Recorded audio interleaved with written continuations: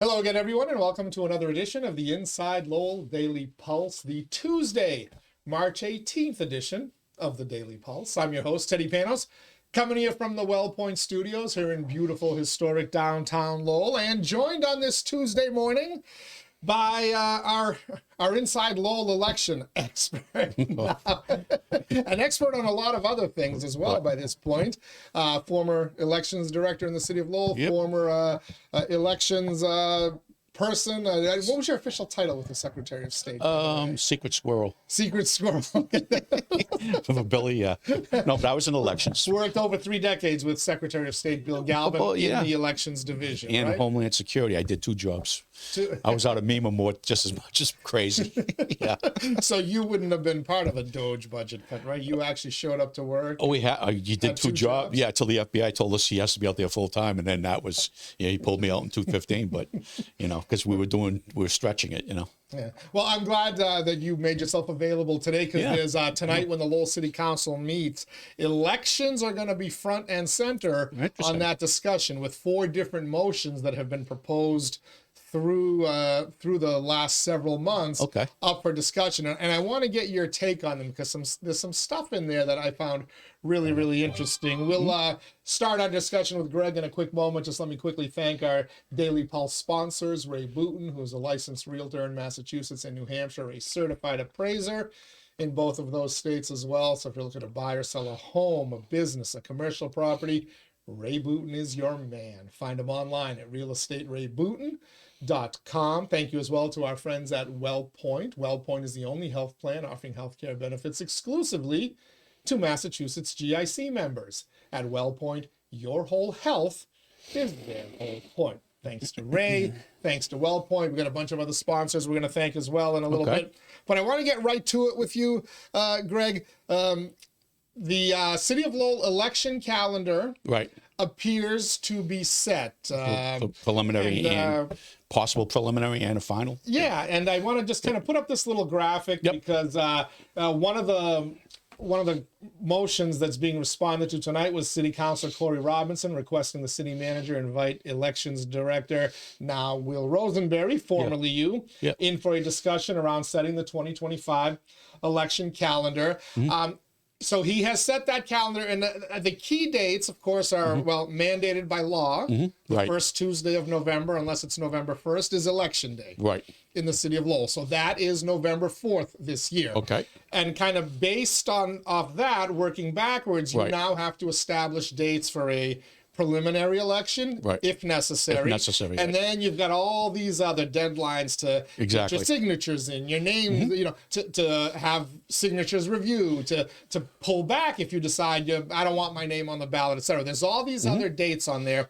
And if you do go to InsideLowell.com, we have published the proposed election calendar in its entirety there, which the council has to vote on and approve.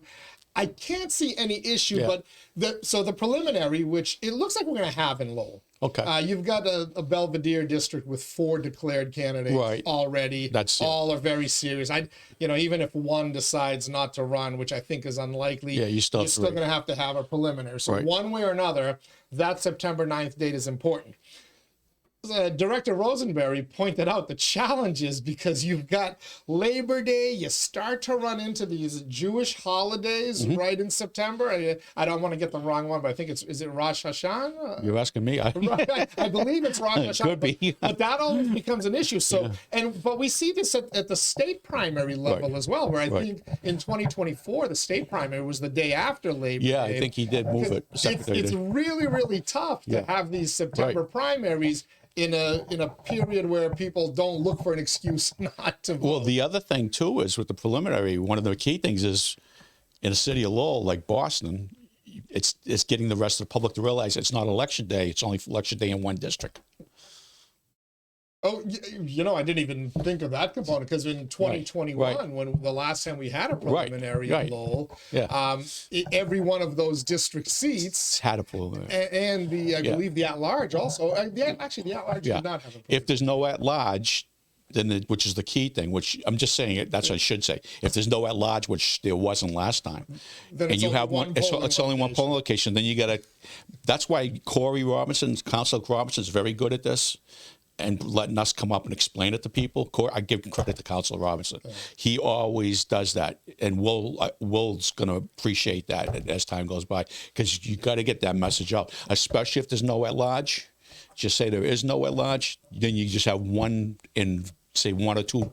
That's where the public gets confused. And they show up. I went to go vote, and it's preliminary. But see, here's where the elections have gotten so complex over the last 5 years and through all the years that you've now got early voting and mail-in voting. And mail-in if voting. you request a mail-in ballot, even in a municipal election in Lowell, you get a mail-in ballot.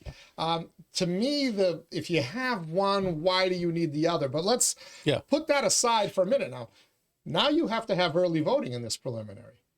So you've got that and the mail-in ballots. So people are actually going to start voting in August of this summer, If you look at there's a preliminary calendar, election, right? Assuming, if you look at that calendar, I should have downloaded the calendar No, that's so we okay, can refer to it. But it's a legitimate logistical issue there. Further compounded by one of the motions that Will Rosenberry is responding to tonight. And by the way, all of the motion responses in the story on Inside Lowell about this issue, I've put a link to Director Rosenberry's responses to him as well, so people can see it out, the logic behind it, how he calculated it. And the thing I want to say about Will is, again, he was the second at the elections division in Boston, and he is a Lowell kid. So, I mean, we got the second in charge after Michelle Tassinari. You know, so he knows his stuff. I mean, people think I do. He knows his stuff. Exactly. Very good. You guys I made sure to get, that's what I said to Tom. We want to make sure we got to, we fix stuff. We want to get a real good person, a hometown kid right there. I think the city's been very lucky. We've been very lucky. Local guys running their because it's so critical right now. Elections are the forefront of everything going on in the world. As opposed to an attorney who created all sorts of legal challenges. Wasn't an election person. Back in the day. Exactly. That was not their skill set. Right. You don't have to be an elections attorney to know election law or to be you know what I'm saying. You don't even have to be an attorney to be a judge in Massachusetts. Well, you should know how and when somebody can run for a certain seat. I get that. Before you end up in a ongoing litigation. But it can get out of control very quickly if you don't know it. But one of the motion responses, the second one on your list there, Councilor Vesna Nun filed that October 29, 2024, request city manager work with elections department to move early voting back to the senior center for future elections. He says the senior center is more accessible and has easy parking. And then Councilor 𝐏𝐚𝐻 at that same meeting had a motion to have early voting at the senior center for all elections going forward. Now, in his response, Will Rosenberry laid out some challenges, some pros and cons of the elections, early voting, I should say, at the senior center versus at City Hall. I want to get your take on that. Is it, I don't want to put words in his mouth, but as I read it, he seemed to be indicating, listen, yes, there are challenges at City Hall, parking being the most, major one. But it's like if you go into the senior center, you create all sorts of other logistical issues. So well, the reason go into depth on those. Well, the reason they're doing this is because I moved it back to City Hall. It was me. It was myself that moved it back to City Hall. Why did you make that decision? Because, Aurora and the ladies at the senior center, they have that meal program, and there are people who depend on that meal program. They go down there every day to eat. It's an inexpensive meal that they put on for any person living in Lowell. My guess is people could come from even outside, and they really needed it for that. And the other, it's tough enough when we do it for election day, 3 times a year sometimes, or 2 times a year, or whatever. So that really was a problem for them. And I didn't want to, when we could do it at City Hall, they did it at City Hall before. The second point is there is more parking at City Hall than there is at the senior center, because you're competing with Walgreens there. Right. Important point, because you think, well, look, the senior center has a parking lot there, right? They share it with Walgreens. And pro rehab. There's a rehab facility in the front there. And the staff, and then if you put 9 people down there at the working, there's 9 more. You know, it's not a very big parking lot. Lowell, the manager opened it up so you could park anywhere. We had signs out anywhere free around the circumference of City Hall, and I believe he even did Cardinal Cushing Circle. That's way more parking spots than the senior center. And the other thing was, one of the biggest issues was control for us, because every morning we have to send a person down from elections to, every night pick up the ballots with the police officer, download the information on the poll pads, bring the things in the morning, upload the new registered voters, bring that down to City Hall, whereas we just have to go up and down the staircase. Another thing is the 150-foot rule. At City Hall, you can basically stand. It's up on the mayor's office. So you can basically stand anywhere in JFK Plaza, anywhere, near the sidewalks, pretty much, of City Hall, or where the Ladd Whitney Monument is. Technically, the senior center, the 150-foot thing is either the far corner down going towards the paint shop across the street, or basically across the street. It's not in the parking lot. Right. Even on the backside, it's on the other far side. So you can't. Yeah. Interesting. You say the 150-foot rule is easier to enforce at City Hall. In Director Rosenberg's response, he says that it requires extraordinary measures be taken to enforce the 150-foot rule at City Hall. Yeah, I'm not sure he said that, because you're right there. Your staff is there. They can go outside, and it's there you can't, because they're all inside. And like I said to a couple of the ladies that were wardens down there, some of them were coming up to the doors, but it's there is no place for them to stand other than the far end by the traffic lights. Mm-hmm. Which is nowhere near the voters, or across the street at Market Basket, or you can put them on the sidewalk. But it's not a. Whereas in City Hall, you can look out the window and see where they are. Uh-huh. Okay, we'll go out, Jan, and go outside and tell them to move back. And actually, I saw them outside. Most of them were. The last time we did it, they were in front of City Hall on the sidewalk. Some people were holding signs on the Ladd Whitney Monument. Sorry, getting old. Yeah, there was places for that. We never saw that at the other, but the senior center is very hard to. Technically, it's not fair to the candidates. Has anybody really file a complaint? I get if someone's standing right outside the door. So I vote at the McCarthy Middle School in Chelmsford. Yeah, I've had, and they make you stand off on the little driveway that enters the parking lot. Right. If somebody's at the doorway, so it's the last thing I see when I walk in, I get it. But if people venture up, do you get a lot of complaints? Do you see that on election days? People calling the election? Yeah, you actually get. If you get 3, you got to go and check it out. Generally, is the rule. If you get 3, you check it out, and you do get caught. You do have. So you just call the warden and send them out and whatever. The thing that gets confusing about the 150-foot rule, like say you're a state, you're a state senator or a state rep or a legislator, you're not on the ballot. You could stand at the door and talk to people all day long. You don't have to go with an 150 vote. You just can't wear other candidate stuff. But that's the thing. Well, Representative so-and-so is not. They're not on the ballot. So that's the other thing that gets confused. Probably all those people were talking to me, so. I remember when Etta Matchik was the elections director in the city of Lowell. I joked that it was the first year of early voting, 2016. Yeah. And I joked with her, what if I wear my MAGA shirt? Yeah. and I decide to walk in a MAGA shirt. You're not supposed to. No, She's like, I'll ask you to cover it up. I'm like, what if I don't have a jacket? Yeah. She said, I'll ask you to take it off. Yeah. I said, what if I'm not wearing a shirt?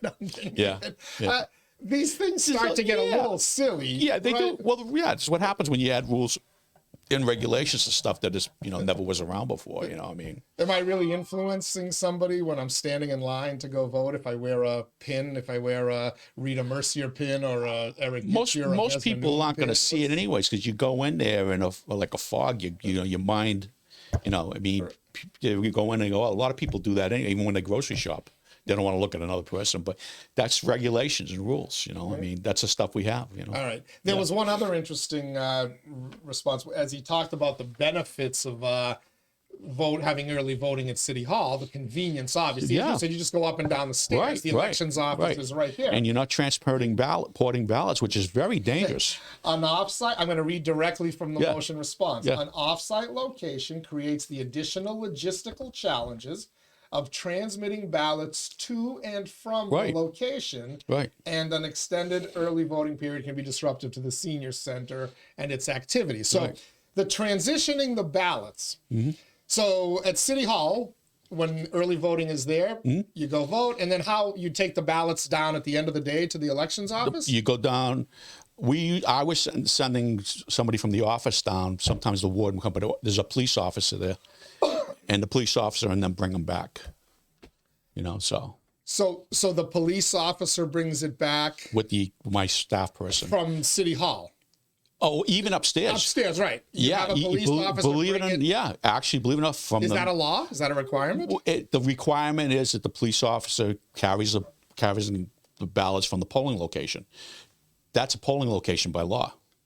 Okay, even though it's the main reception room, which is where it's held in the city. It's because you're having early voting there. That's a polling location for 2 weeks. So the law says a polling location. That's a polling location. So the senior center, same thing. At Same the end thing. of the day, at Yeah. 8 p.m. at night, Right. that, or whatever time they decide to close it, Yeah. That a police officer has to bring things back to City Yes. Hall. Right. Okay, so but that's a short ride. Why would Director Rosenberry call that a logistical challenge? Well, because it's just the fact that you're doing it for 12 days straight. Instead of, it's bad enough waiting for them to bring them at night on election night. Anytime the ballots are out of hands of, it's not, it's not a good thing.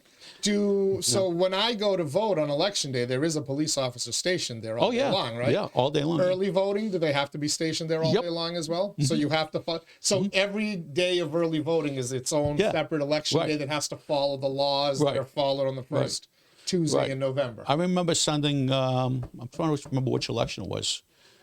It might have been a state primary. I sent the manager a note after saying that I'm not including the cost of the police officer, not even including that, but just with the cost of the staff, and not including my staff, just the cost of the poll workers, it was like $120 a vote. If you add the police officer and my staff, probably closer to $200. I mean, come on. It's not worth it. I mean, it's just, I mean, you can, it's just not, my opinion's not worth it, but that's okay. That's just my opinion. Well, your opinion sometimes matters, sometimes it doesn't. I pay attention to it. The councils can do what they wish, they're elected. But I just don't see that being worth it. I mean, All right. We're chatting with Greg Pappas, former elections director for the city of Lowell, longtime elections employee with the Secretary of State's office in the Commonwealth of Massachusetts, and a regular contributor here to the Daily Pulse. And he's joining us here on this Tuesday, March 18th, because elections, the upcoming municipal election, going to be a topic of discussion tonight. 4 motions have been responded to, and I believe we're going to make some decisions on where early voting locations are and some other things as well that I'm going to get to in a second. Let me just quickly thank all of our sponsors of the Daily Pulse. Of course, Ray Booten, licensed realtor, Massachusetts and New Hampshire, certified appraiser in both of those states as well. Real Estate Ray Booten is the web address where you can find him. Thank you as well to our friends at WellPoint. At WellPoint, your whole health is their whole point. Washington Savings Bank, banking that feels like home. Make the switch now to Washington Savings Bank. TMI Properties, quality and value at every price point. Find your perfect space with TMI. Mahoney Oil, providing warmth and protection to Greater Lowell and Southern New Hampshire since 1925. The Greater Lowell Community Foundation, improving the quality of life in Greater Lowell through strategic, impactful philanthropy. Francis E. Preventure Insurance, insuring your most valuable assets since 1982. And by the Massachusetts Pirates, who this Friday night bring all the hard-hitting action and excitement of arena football back to the Mill City in downtown Lowell. The 2025 season kicks off Friday night. Really? Massachusetts Pirates against the Jacksonville Sharks. Wow, this Friday already? This Friday night, March 21st. I'm excited. I'll be there with the Greek Prince. My son loves going to those Pirates games. Yeah, I mean, it's a unique. It's awesome. unique. It's very unique, yeah. And there's some local angles this year. Sal Lopoli Jr., a star player in high school and also at Bentley College. He's signed with the Pirates for this year. And did he really? The dance squad, the cheerleading squad, has Grace Hovey Oh, a Lowell resident, the famous Huffy family. Right, exactly. Yeah. Wow, that's great. Yeah, good stuff going on. Back to our elections discussion with Greg Pappas. Okay, so the senior center as an early voting location, the pros and cons will be discussed and debated tonight. Right. Like I said, the most important thing for me was the meals not being able to be served. I mean, when Aurora said that to me, I just knew it was in her heart. Aurora Erickson. She was absolutely right, and just and then you see, people use it, but they couldn't because it's tough one day. Sometimes they miss one meal in that one day, and then now you're looking at 10 days, But like I said, it's just... What if a senior's wearing a MAGA shirt? Do they have to... As long as they're not in the polling location. As long as they're not in the polling, we put up a thing, Are there 150 feet in between? Yeah, well, they got the things up, the screens. So, but the screens are 150 feet, right? Yeah, well, you can hear them all talking anyway, so which is nice. But I'm just saying, overall, it's just my concern is keep the ballots as close to City Hall as possible. It's tough enough election day when they're out at the polling location, but you have police there, All right. So polling locations where the ballots are not in complete control at all times. That fourth one down on the list right here. Motion response, again, a motion by Councilor Noon, October 29th, 2024. Request city manager consider adding another ballot drop box or moving the current location outside of the police station for future elections. It is safe in the police station, but intimidating to some voters. Yeah. Again, elections director Rosenberry had a response to that, acknowledging the concerns about the placement of the ballot box within the police station. The drop box we own does not provide the level of security necessary to have it sited elsewhere while still providing voter confidence. Right. I was so glad to see those words, voter confidence, election security. Yeah, Will did this stuff in Boston. He saw all the examples coming in from the state. All the fires I was telling you about, he saw even more. Shouldn't that be the overriding concern? Yes. Ballot integrity, ballot security, and voter confidence. Because, as we talk about all this other stuff, it's like we're forgetting that this is a serious thing. The most important thing you can do in a democracy is go out and vote. Right. You lose a ballot for a person. You can't. There's no guarantee that you know who was in there that day, and that people can say, "My ballot got stolen." I guess it showed I didn't vote. That might have been the day that they broke in and stole the stuff from the thing. Well, I want to be able to. I can't prove that you were there. Let's get on that in a second. Yeah. But finishing off the motion response there, and I'm sure Mr. Rosenberry will have a lot more to say. Yeah, more secure options exist. And with an appropriation for an upgraded ballot drop box or boxes, the department is more than happy to explore alternative locations that balance voter convenience and security. Yeah. So voter convenience versus security. Right. Where did you put, as elections director, where did you put more? It's always security, yeah. All right. You got criticized for that. Yeah. You are the one who made the decision to take these early drop boxes, which were previously located, I believe, 1 year on the sidewalk on Merrimack Street in front of City Hall. Bolted to the ground, Bolted to the ground. And then the next year it was moved. No. There was one there and also the one at JFK. Oh, you had two different ones. Two different ones. And the one at the JFK Plaza, that was bolted as well. There were two on each side, which is all I had. Because security is important. Yeah, that's all we had was those two from when I got there. Those two. So let's call up this picture here. Yeah. That's the City of Lowell ballot drop box. Right. So as it existed in 2024, was it? Well, I got them in 22. So yeah. But this was from 2024. The tops appears to be missing. Yeah. So anyways, the reason what happened? What started in 2022 was. We went out next morning. Jan went out to one of the might have been Shannon, and found that somebody tried to crowbar the one open on Merrimack Street. So you got your ballot box, with we don't know how many ballots in there, dozens, hundreds. 2022 was a state election. Yeah, overnight. I mean, so they didn't make it through. We called the police over. The ballots were still in there, but they tried to pry it open and get them out. All right. Were there any security cameras that picked up what time this was attempted to be done? No, and security cameras. No security cameras. No, outside. and they got them in the plaza. Here's the bottom line: was I don't care about. But the police station has security cameras. Yeah. So if we're talking about Right. security, it's Right. secure in the police station. Right. They even have one in the. I don't care if the security camera's sitting right You there. can't tell. I'm trying to make a point. Yeah. Well, the point I'm making is I don't care if the security camera's right there, because security cameras always catch people committing a crime that they get away with. You cannot let them get away with taking ballots. I don't care if they're caught on a ballot, on a thing. The ballots are more important to me. If they get away with 30 or 40 ballots and winning overnight, I don't care about the security cam and them getting caught. The ballots are now destroyed. You can't let them commit the crime. But what I'm curious about is the time, because if it was after 8 o'clock that somebody tried to break in, then there were no ballots in there anyway, so everything. But that's okay. why. That's But it gets in October. It gets dark at 5:30. No, but at 8 o'clock we took them out, and between 8 o'clock in the morning and the next day, people put them in overnight. Oh, that's true. Right. Yeah, that's true. when. Yeah. So when we got it open, there were 7 ballots in there, if I remember correctly. So we took them out, so the person wasn't able to get them open. So that thing was destroyed, so I couldn't use it. So you have to pay another $3,000 to buy another one of those. How? So you actually had to have this repaired, right? Couldn't repair it. You couldn't repair it. Right. It was damaged beyond repair. Right. So then the next. So where does my buddy Mike Colley from Lowell Lock and Key? So then the next year, the one on the JFK Plaza with the security cameras that didn't see anybody, but what happens was same thing happened. Somebody tried to crowbar it open, but they didn't, but they did. If they would have pulled the thing really hard, they would have got it open. But there were about 15 ballots that were put in after we took them out at 8 o'clock at night when we go home.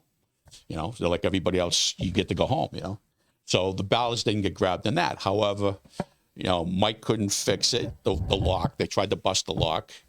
And he made a very clear point that, and the reason why we put it, you see on top of the thing there were the covers off? Yeah. That cover, Mike says, watch this. This is beautiful. Now, these things, there's newer ones now, thank How much God. does one of these cost? I think they're around $2,000-3,000. Okay, and they've improved the technology and made them more secure. I'm not sure yet, because I've heard of other cases even where they just light a rag on fire and stick it up. People are now firebombing them as they did in 2024's election. So Mike was beautiful. He just watched us right in front of me and Timmy Coughlin. He says, "Timmy, time me." He takes his watch, right? There's 4 screws on this side, 4 screws on this side. Now a little screwdriver from Walmart or something, zing, zing, right? He goes, zing, zing. Timmy goes, an electric screwdriver. Tim goes, 9 seconds. He got 8 screws out in 9 seconds, took the cover off, and there's the ballots. That's a real secure machine. Yeah. If the dopes who were trying to break in just took the screws off, they would have got everything. Unfortunately, we've now told them how to do. Well, it's in the police station now. So if they want to go in the police lobby with a cop sitting right there, well, it's in the police station now, but but once that happened, the second one I put it in the police lobby. That's where it's staying. Okay. There's a police officer there all night long. So if they want to do it in front of a cop, good luck to them. And video surveillance. They're not secure machines. Okay. You can't. Yeah. And by the way, I'm going to guess somebody was just vandalizing it just to vandalize it. I don't think somebody was trying to affect an election. Well, you don't know what ballots are in there. Well, you do. It's just people being jerks. Well, you kind of do, because that's one thing I thought about. The one out in Fitchburg that happened, and a friend of mine was the mayor out there. She married a friend of mine from Galvin's office that worked out in the West Part of the state. So it happened in Fitchburg too. It's not a Lowell thing. It was. Only. Oh no, it happened around the state. Boston had a couple broken in. They lit them on fire. Now the ones in Fitchburg, they put a rag in, lit it on fire, and burnt the whole. No ballots could be recovered. Overnight in the city, like I said, you can have 8 or 10. You don't know how many were in there. You have no idea. And the only way you know if one of them is yours is you gotta keep track. Right. And if your ballot hasn't been returned on election day, then you gotta go fill out a provisional one and say pull it, right? If you're not, or before election day, you're gonna have to do it, right? So that doesn't sound very convenient. No, they would have to do it. You can announce it, but the whole point is that they're just not secure. And what I said, to go back, my political brain starts going from doing stuff, and I realized there was a city council race in that, where that polling place was, in that particular area where that box was. So I'm saying to myself, I looked and I saw the candidate actually lived in that precinct, and the other candidate lived in I'm not saying that that's what happened, but if you burnt out those, it affected one candidate in particular more than any other one. most likely. So there can be a strategy. The thing is this. Councilor Noon, I think it was, and a couple other councilors had asked me to check with Worcester, because Worcester has them at all their fire stations. Yes. So which is kind of an optimal situation. Again, the fire station has somebody there at all times. They sleep at night. Video monitoring. They sleep at night. They're not outside at 2 o'clock in the morning. Well, somebody has to stand watch, like in the military. Really? Right? They're not responsible for ballots. It's not in the union contract? No. So here's the problem. It's not even that. The point is this, is if you bought the things that you put at the fire station, you have to buy the ones that you hang on the wall, and you have to have the camera over it, right, with a light. So cost is one thing. But so there was 10 fire stations, I think, in Lowell. I think it's 10. Now, the problem is for 2 weeks, 10 days straight, you're going to have a person in the office go out every night, every day in the afternoon for how many hours to drive around the city and clear the boxes. And then the next morning, and then make sure they're cleared by, and then the next morning do the same. Well, you're going to have one person tied up for like 6 hours a day to do that. That's number one. Number two, which I said to, she said, well, I know the clerk out there. Well, we deputize some people, and they got overtime and stuff. Yeah, that's what the public wants to hear. But anyways, I said, so let me ask you this question. I says, 8 o'clock on the night of the election. She says, yeah. I says, you have a person there with a police officer standing at every single one of them to take out the ballots and lock it so nobody can put one in after 8 o'clock and said I voted. Well, we go around and I says, there's somebody at 8 o'clock each one.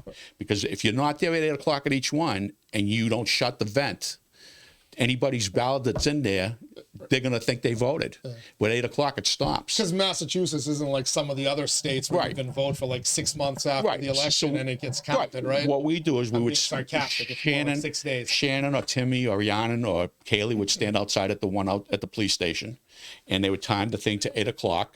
They'd take the ballots out, they'd lock it up, and they'd leave. Actually, at 8 o'clock. If somebody walked in at 7:59, their ballot can go in there. They hand them the ballot. That's it. You got to shut it off. But if you don't have somebody for each one of those, 10 places, you already got enough police officers tied up as it is. 10 places on election night when you need them in City Hall, when you need them here doing stuff. You're going to have 10 people at 10 fire stations exactly 8 o'clock. Plus, what is it, 8? Or how many different polling locations are there in the city? There's well, those are already covered, but that's... Right, but you're now using 20 police officers. That's what I'm saying, above and beyond. And I'm going to tell you, the rule is you're supposed to have a police officer, technically, by, if you want to get around it, good luck, but I'm going to say Galvin's not going to like that. Being with that person, picking up the ballots 2 weeks ahead of time, so you have to sign a police officer with them, and 11 of them with them that night on top of the ones who are already at the polls. I don't. For what? So like you're not a fan of that? No, right. It's like no. No. And all of this because. But if Will wants to do it, he can do it. I mean, the council, yeah. We're told that there are some people, and Councilor Noon has pointed this out, who will feel intimidated voting at the police station. Let them come speak before the city council meeting. Tell us why. What's that number? Yeah, and yeah, that's why. Just come. Yeah, I get it. Right, you come from certain countries where the law enforcement was used to crack down on you. That right, was 30 years ago. I mean, it was like 6 months ago in the United States of America too. I mean, what are you talking about?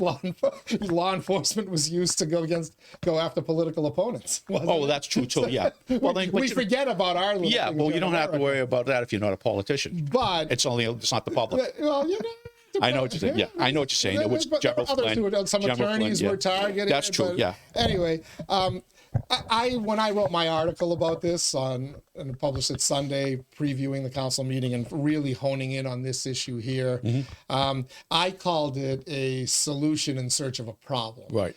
How many people are really that afraid to go to the police station to vote?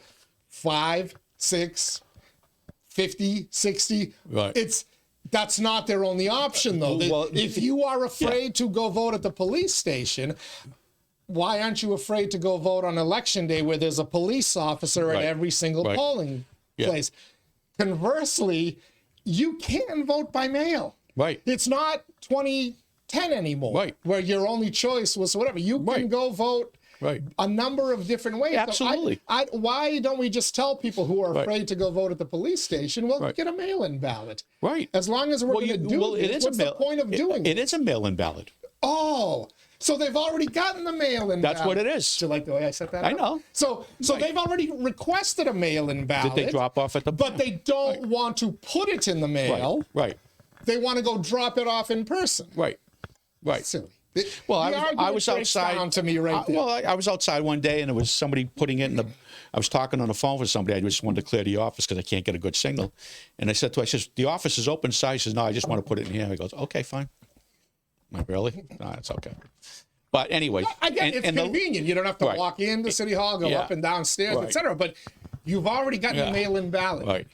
If you're that scared to go vote at the police station, put it in a bleeping mailbox. Right.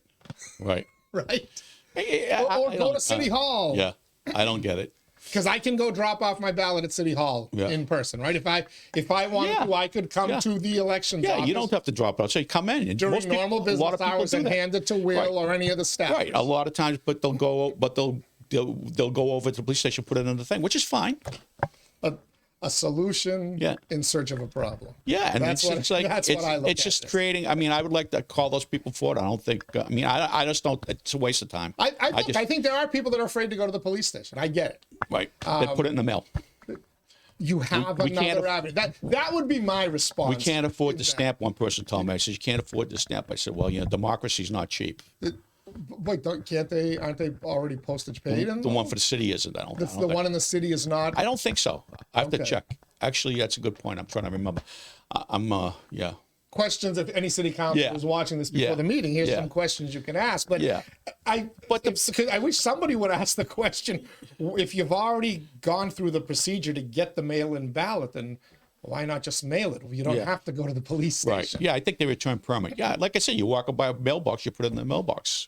One more thought I want to get before I move off elections, because I do want to talk to you. And my suspicion is you were once a CIA operative. So that's my suspicion. And I want to talk about the JFK files. Oh, that's interesting. Should be released within hours from now. Maybe by the time somebody's watching this, they may have already been released. Yeah, maybe. It's interesting. Yeah. But you mentioned something about it's important for Will to get the message out.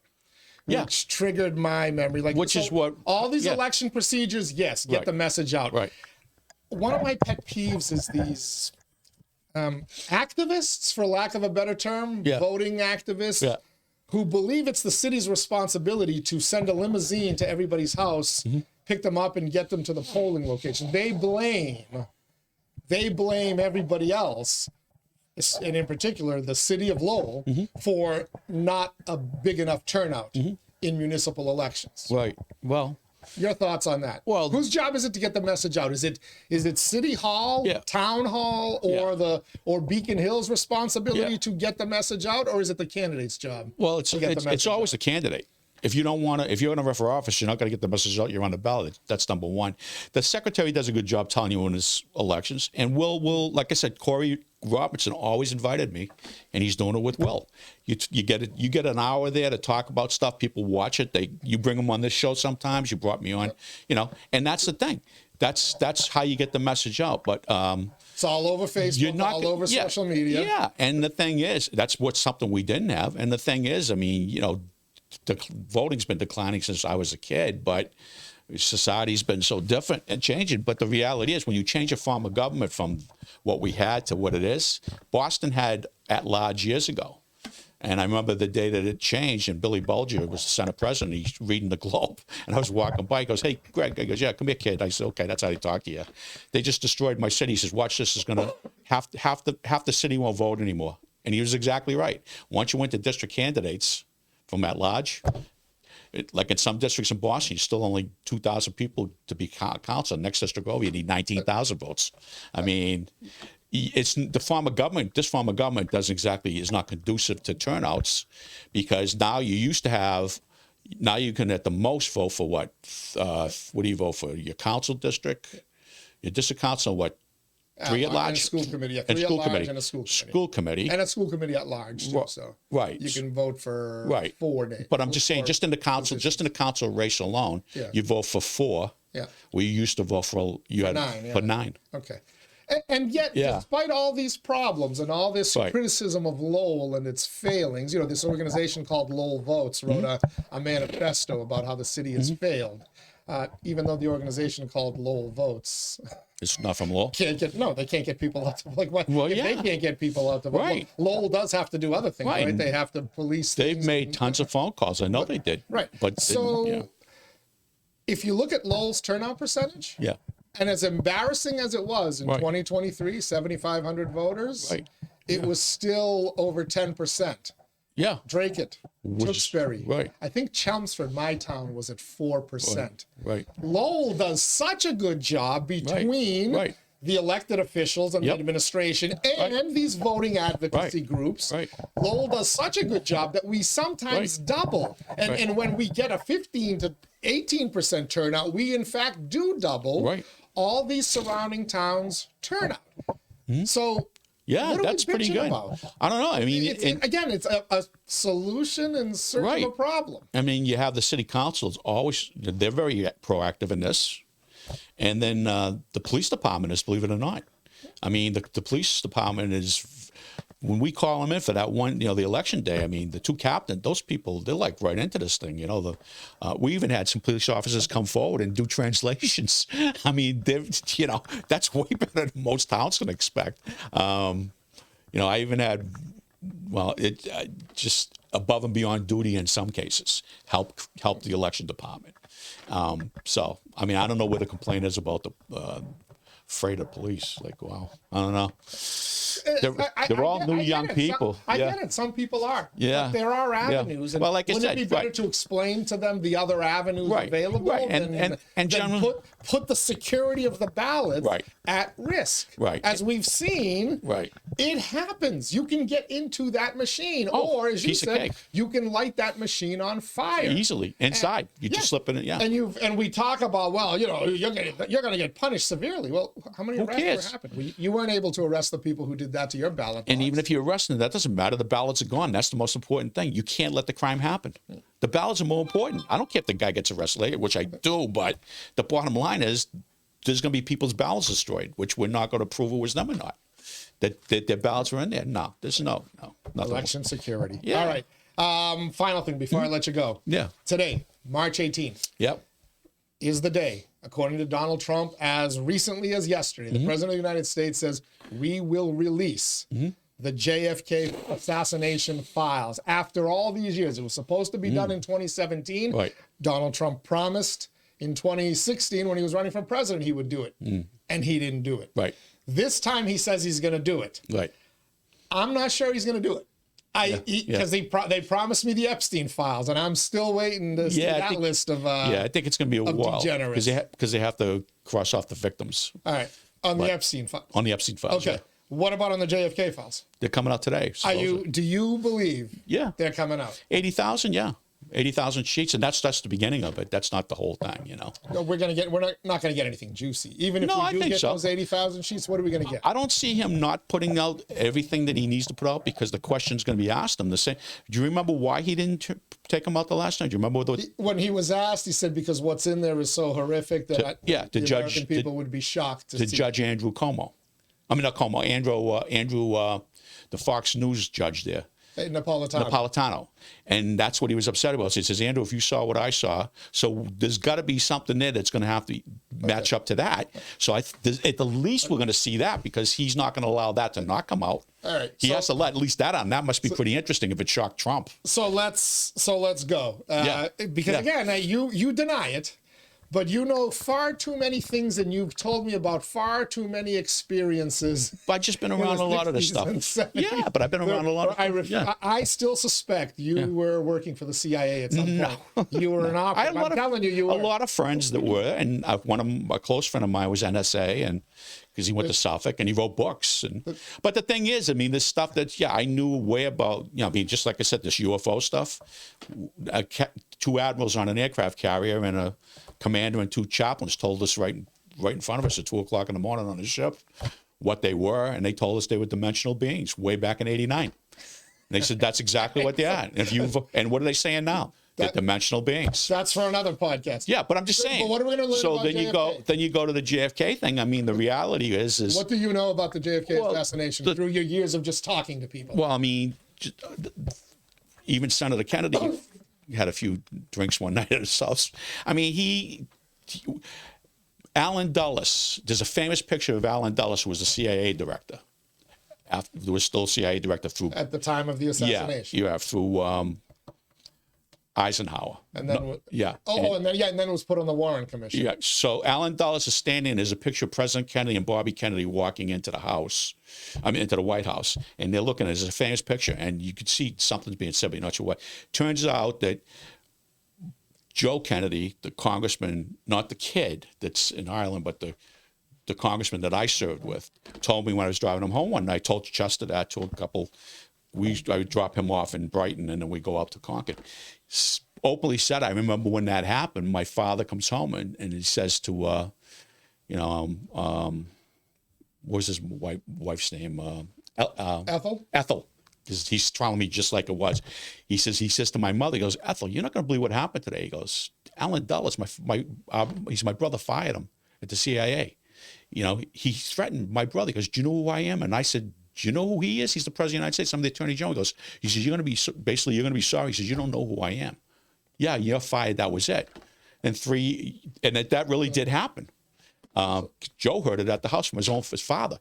3 years later, the assassination takes place, and the Warren Commission comes online, and this guy's Allen Dulles is on the Warren Commission. He's a civilian like you and me.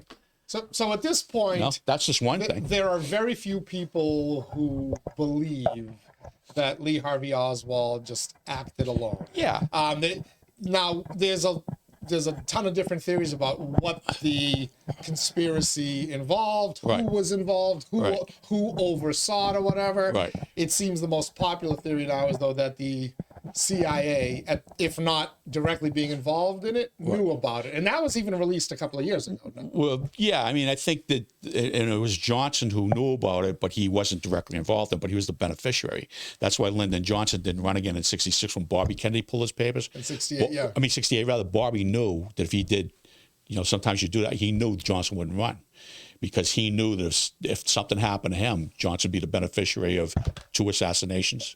2 times, you know what I'm saying? That was, you got to think of how that went. But go back to the CIA came in with, I forget the operation, came in and told President Kennedy how they was regarding the Bear Pigs, how to start the Bear Pigs, to start a war. Forget the Bear Pigs.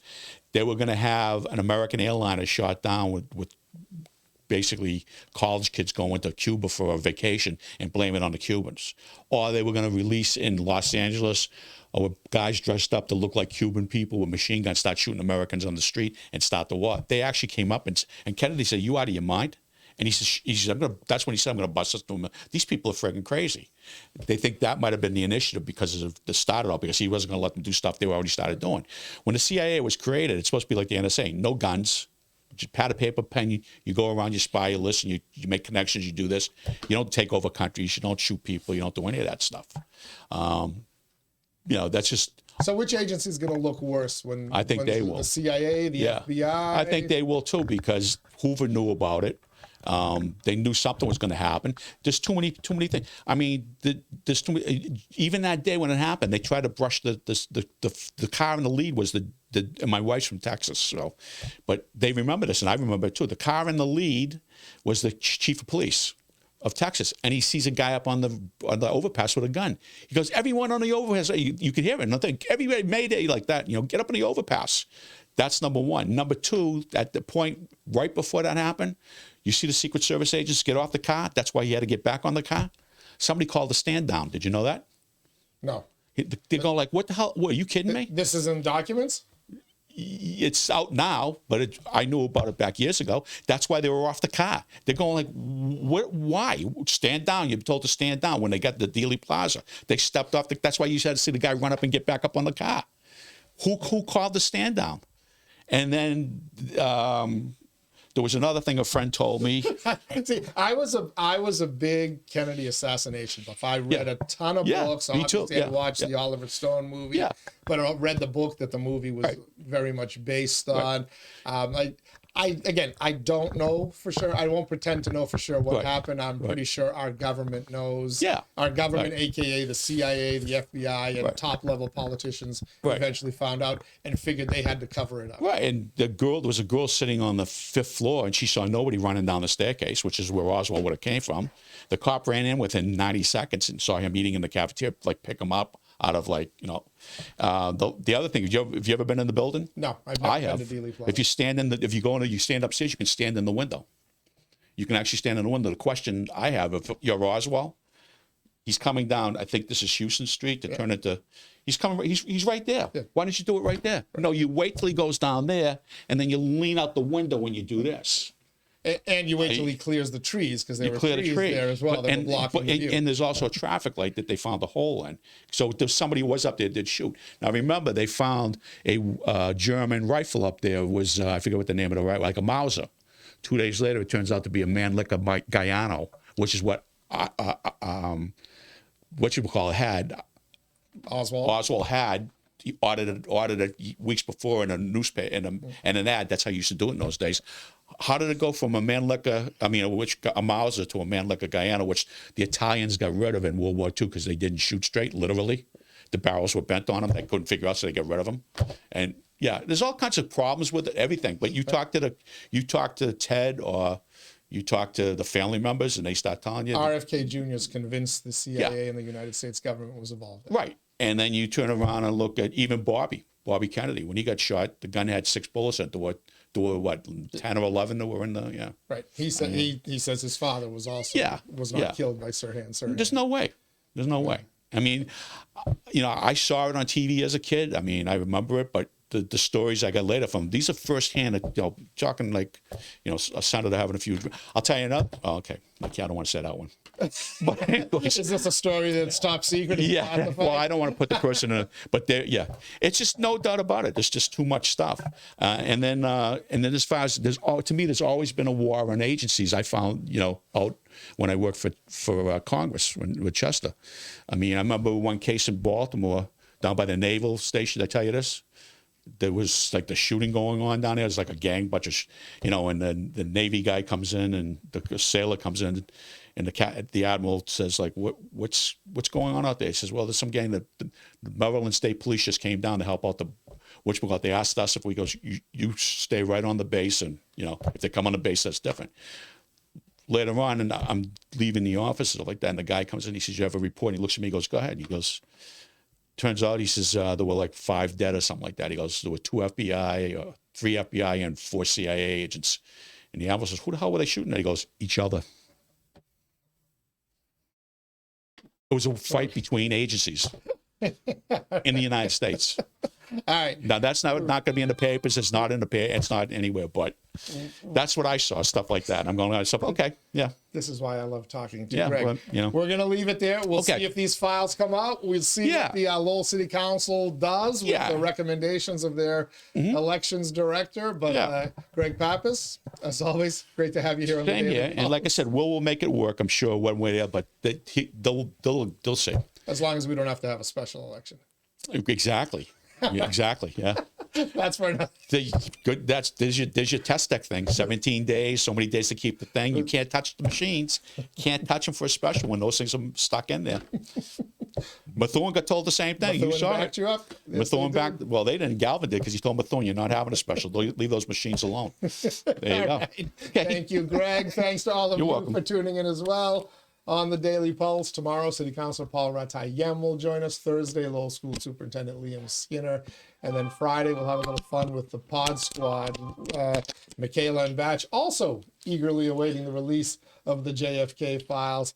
Let's see if they come out today. And who knows, maybe they'll have already come out by the time you've watched today's episode. Until next time, everybody stay safe. We'll catch you on the other side.